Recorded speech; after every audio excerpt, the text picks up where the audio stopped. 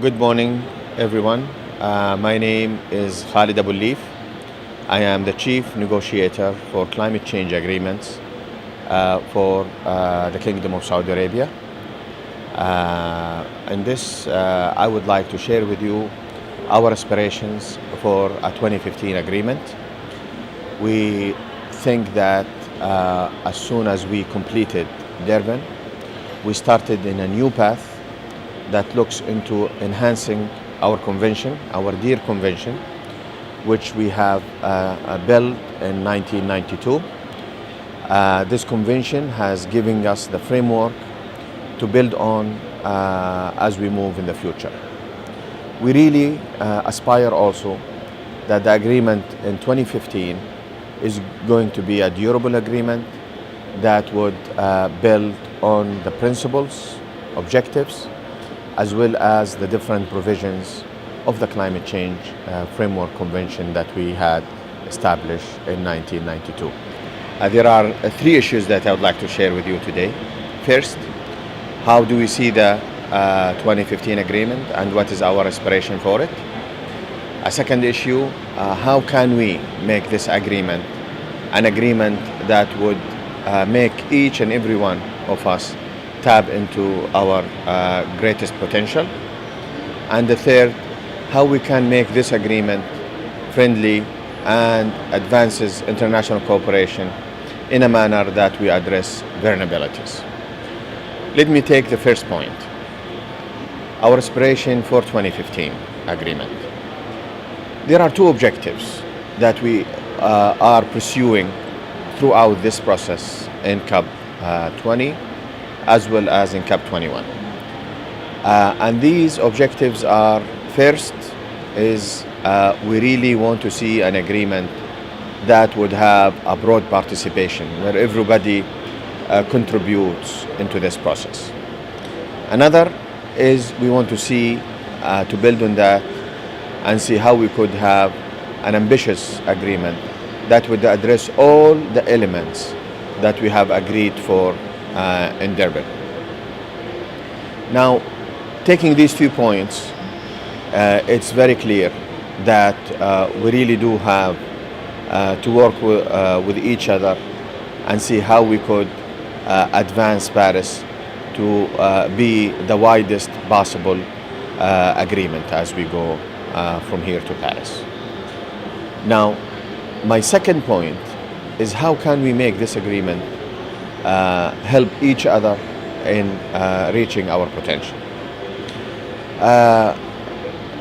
We have been working for almost 24 years, and in those 24 years we have been building the policy and we have been negotiating for all this period. I think 2015 raises a great opportunity for us to have an agreement where everybody can tap into their potential, and we want to work beyond that point into seeing how we can make this agreement help countries tap into this potential and do their work as we move in the future. So we really want to move from an agreement that is based on negotiation and confrontation and into more agreement that is based on international cooperation as well as national efforts that would be advanced as with the help of international cooperation. So, and this is going to be a challenge, and I think if we could reach that objective as we go into Paris, and if we can do our processes and our work as we move in the future in a way that would help different parties do their work rather than telling them what to do, I would think that we really did reach that agreement that would help us move in addressing this important question in climate change. Now, an agreement that would create winners and losers is an agreement that would not survive and function for a long time. Any agreement that we have in 2015 has to also help address vulnerabilities. We have too many vulnerabilities under this convention. We do have vulnerabilities from climate change, if it happens, we are also going to have vulnerabilities from taking actions to address this climate change. And if we address both the vulnerabilities in a pragmatic manner with basic objective of advancing cooperation to make sure that we are leveling the playing field among different parties and reducing the burden sharing from one country to another into an agreement that would really be fairer for everybody, where burden sharing is a basis for it, that would really help advance our efforts in addressing climate change. Let me conclude, dear colleagues, with what Saudi Arabia is doing as we move towards 2015. Saudi Arabia is embarking on an economic diversification program that have started long ago, since the 1970s. And that program is with a clear objective in making sure that Saudi Arabia's economy is well diversified so that we can be one day a member of the international developed countries. And as we move along that direction, I think we could use that program as a means to advance our efforts within climate change. Economic diversification is an essential part of any effort that we take and address under climate change.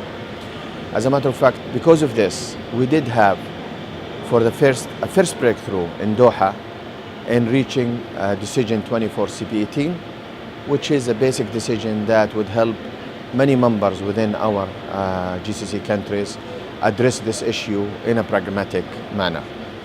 We've started that effort as soon as we completed Warsaw and we had the Warsaw Mandate.